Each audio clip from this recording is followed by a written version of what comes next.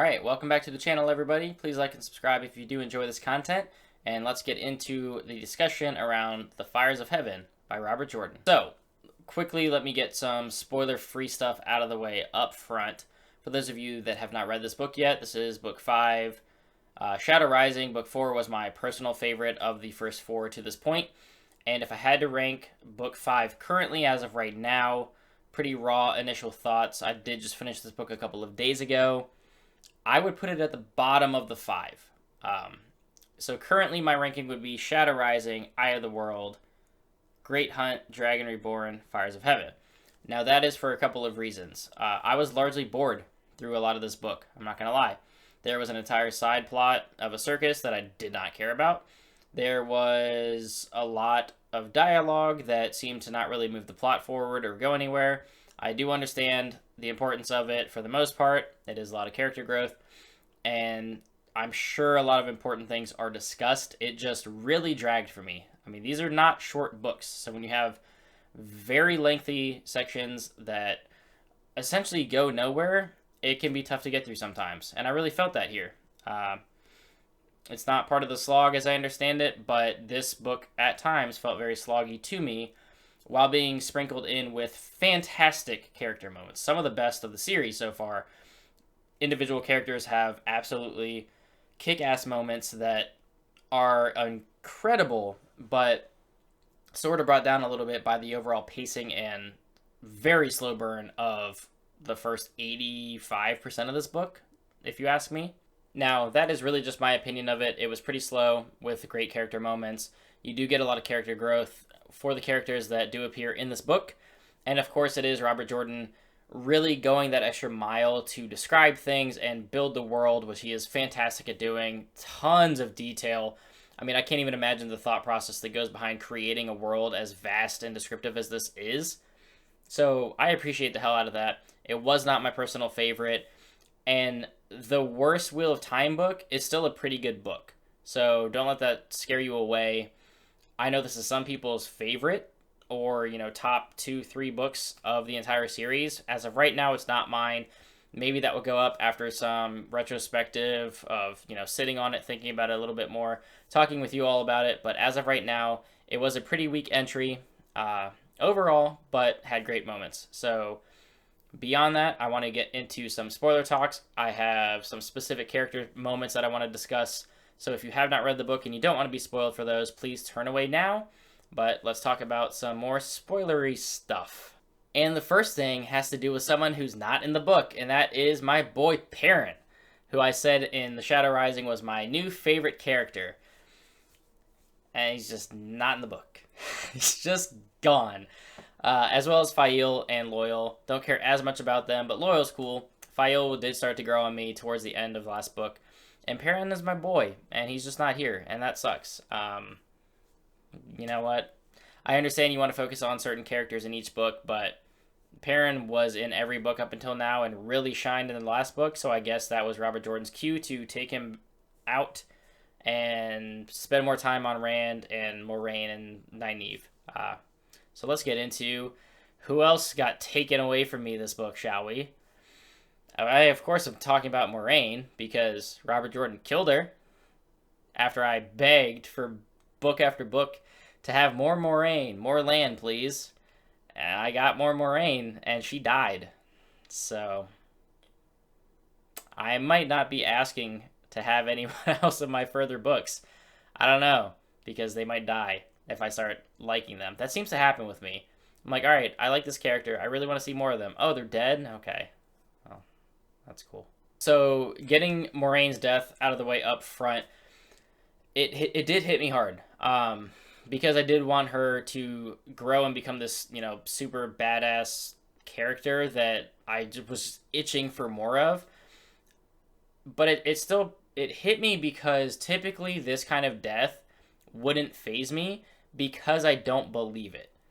And I say that because there was no body. She was in a Tangreal with Lanfear. You don't actually see either of them die. And typically if a character that important dies, Gandalf being taken by the Balrog, for instance, you believe that they're dead, but you don't see the body, so if I don't see a body, I don't technically or fully believe it, I should say.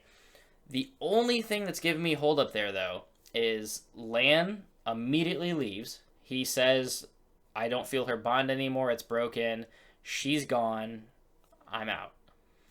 And other than that, the fact that she wrote this letter to Rand, like she knew that this was coming. She knew that she had to die to basically have Rand spread his wings and go off and become who he needs to be. So I think she's gone. I don't know if she's going to be saved or brought back somehow. I mean, they've really harped hard that you cannot cure death. Like, that is the one thing that you can't fix in this world. Rand has tried. Other people have talked about it. Nynaeve is trying to cure gentling and stilling. So, I mean, all the signs are there that maybe you could bring her back. But I don't know, man. I don't think you write that letter to Rand and Lan pieces out if it's not for real. So that sucks, Robert Jordan. I'm glad. Watch, she's gonna come back and this is gonna be totally irrelevant. I'm glad he had the balls to kill what is pretty much a main character. It's not Rand, Mat, or Perrin, but Moiraine is like that next tier of most important characters. So like not technically a side character, but not like a main character. So, you know, good for you for killing one of them off, but also I don't like you. But since I was mentioning Nynaeve, so Nynaeve spent a lot of this book basically trying to learn how to research stilling and gentling. And when Swan tries to be like the Amerlin seat and put Nynaeve in her place, she's like, no, guess what? You don't run shit anymore, and I'm not going to take it. And just kind of like puts her back in her place. So she's kind of like not going to be pushed around by these Aes Sedai. She's trying to take things into her own hands. And like, I guess she's going to probably learn to, what's it called? Like reverse gentling or the stilling process, which is why she's researching it. So I think that's where that's going to go.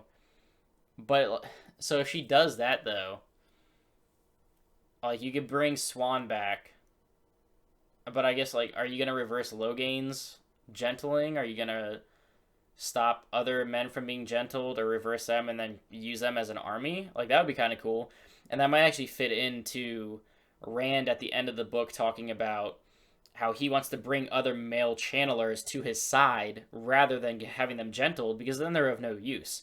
You could get other powerful men that have access to magic to fight with you against the Dark One. So that would be pretty cool. And I think that all has, you know, kind of is going to come together in one way or another. Last thing about Nynaeve, when Rand's hurt and she tries to heal him, she's like not able to heal one of his wounds. And that's kind of weird because you're supposed to be able to heal anything that is not fatal, and she wasn't able to, so that can't possibly be good. So let's actually just transition into Rand, who is in this book a lot, which is surprising considering basically the covers and the titles of these books are throwing me off, because the Dragon Reborn had almost nothing to do with Rand, and that book title is about Rand. And then Moiraine is on the cover of this version of Fires of Heaven because she dies, I guess. But Rand actually is the focus of this, and probably, I guess, like Nynaeve other than that, and then all the other Aes Sedai. But Rand gets a lot of growth in this book. He is really understanding his place in this world and in the Wheel of Time. He's really taking hold of his own destiny, and he's not going to be a puppet anymore, which, I mean, he kind of let that slide in Shadow Rising, that like he's not going to be run by the Aes Sedai anymore. He's not going to take Moraine's crap. He's going to be his own person, make his own decisions, and he's really doing that in this book. But he's also kind of going crazy. He's talking to himself. He's basically talking to Lews Therin. So he has a lot of hatred and anger kind of building up inside of him, and he's almost like hearing Lews Therin randomly. So like towards the end when he's chasing Cúladan, he's hearing Lews Therin yelling names and stuff. So it's almost like he's blending with the Lews Therin timeline a little bit, and either like hearing and or seeing him in these moments that he also went through. Am I understanding that correctly? So maybe he's not actually crazy, but he's actually seeing and hearing things that Lews Therin saw. So that's pretty cool. At least that's the way that I understood it. Not Couladin, Ravine, right? Yes, Ravine. Because he hears Lews Theren's voice yell Ravine at one point. So that's who he was chasing and trying to kill at the end. Which when he blows him... So, alright. Backtracking, because I am getting way off topic. Alright, so let me take a step back. So... I'm sorry. So Mat is growing in his own right and understanding his powers more, which leads to this last scene that I want to talk about with Rand, where he goes essentially through a portal to, I guess, the dream world with Aviendha, Mat, and Asmodean, and like they immediately shut up. They immediately die. And then Rand is so driven by just this hate and power inside of him that he chases down Ravine, blows him up to Kingdom Come with Balefire, which somehow was strong enough to bring Mat, Aviendha, and Asmodean back to life. Because did I miss some context there? Like, why did that bring them back? But yeah, Rand's pretty strong. He just brought people back to life with Balefire. So either he like reversed that it actually happened, or he somehow changed it. So that's kind of weird and cool. I don't know that it was that explained, but maybe I missed it. So stepping into Mat, Mat is basically... Okay, I get why people like him. I still don't love him as a character, and I kind of feel like he's just being given powers every book. It was like he had his luck that he randomly started to get that was kind of unexplained, and he didn't understand it. And then he gets hung and downloads all these updates to become this, you know, super crazy war general and master at arms, because all of a sudden he can best people in hand-to-hand and, you know, close weapon combat. And then when he almost dies in this book, Moiraine saves him and realizes that the necklace he has on, in combination, I think, with her using magic on him, like, he's immune to channeling. So, like, what powers is he not gonna have? He's kind of getting an awful lot of stuff. And his luck really comes into play, you know, the Battle of Cairhien, when he keeps trying to get away, but then his luck basically puts him in other parts of the combat to lead people and, you know, lead them to victory. And he even kills Couladin, which is basically like the big bad of the book. So instead of, which I'm happy about, instead of Rand getting into a duel at the end with a Dark One or Dark Friend or somebody and stabbing them with the sword, Mat actually kind of did that just on a whim, just killed him during battle, and it was just like, yep, that happened. Moving on. So I wonder if he's actually dead. I think he is. But it was just kind of funny that like this big bad that they were chasing through half of the book just got killed by Mat kind of off screen, you know, just on a whim. That was different. Last thing about Rand. Two things. So yeah, I'm sorry. I'm jumping all over the place. So Rand again. This was probably one of the funniest parts of the book to me, was when Aviendha is naked and he chases her like through a portal where it's all snowy and cold, and he like holds the portal open, shut up, and wants to keep her warm, so he like throws up a magic igloo, and then they end up having sex, and then he's like, oh well, tradition, I have to marry you now, and Aviendha's just like, no, like that's not my tradition, I'm not marrying you. And Rand's like, but that's what we do in the Two Rivers. I have to marry you. We had sex. And she's just like, yeah, don't worry about it, dude. Like, we're not getting married. Just stop it. Which comes back to bite him in the ass, because at the end, my girl Lanfear is like, you had sex with who? Who is this Aviendha bitch? And just like starts murdering people and almost kills Egwene, almost kills a bunch of people, kills Moiraine. Moiraine kills her. All because that Lews Theren just doesn't want her. And goodness, that was hilarious to me. I was really trying to ship Lanfear and Rand hard, because she just wants some love, man. She just wants some love. But she's also a complete psychopath. So, yeah. Like I said, this book had some fantastic character moments. Mat had great moments. Nynaeve had great moments. Speaking of, she fought the Dark Friend, or the Forsaken, one-on-one a bunch of times, and, like, threw the Shan-Chan collar on her and took control of her. Elaine warded Birgitta, which has never happened, so she has a female warder, and they pulled her out of Tel'aran'rhiod. Yes, I think that's how I said it. Yes. So they've had a couple of great moments in these books. Moraine, of course, had the badass sacrificial, you know, Gandalf moment. Fly, you fools! Like, be free, Rand. Like, go become who you need to be because I sacrificed myself. Who else? Perrin, where are you at, bro? Perrin's not in this book. When I read Lord of Chaos, that better not happen again. Speaking of next books, do I read New Spring now? Is that what it's called? Dream, yeah. A New Spring? The prequel? Is this when I read it? Or do I wait? I think book 5 is the earliest that you're supposed to read it. So I might pick up that next. We'll see. But I am going to take a break from Wheel of Time for about a month just because I'm reading a bunch of other books. And then I will jump back into probably the prequel and or Lord of Chaos. I don't know which one yet. Someone let me know in the comments down below. Should I read the prequel or Lord of Chaos immediately after Fires of Heaven? So yeah, in summation, great character points. Bored me to death through a lot of this book, honestly. It almost wasn't saved by the ending and Moraine's sacrifice and the crazy character moments that we did get, because so much of this book I just wanted to be cut in half. Cut the circus into 18 pieces. Cut a lot of the character growth and world building that I will be told needs to be this descriptive and long. It felt a little bit much to me.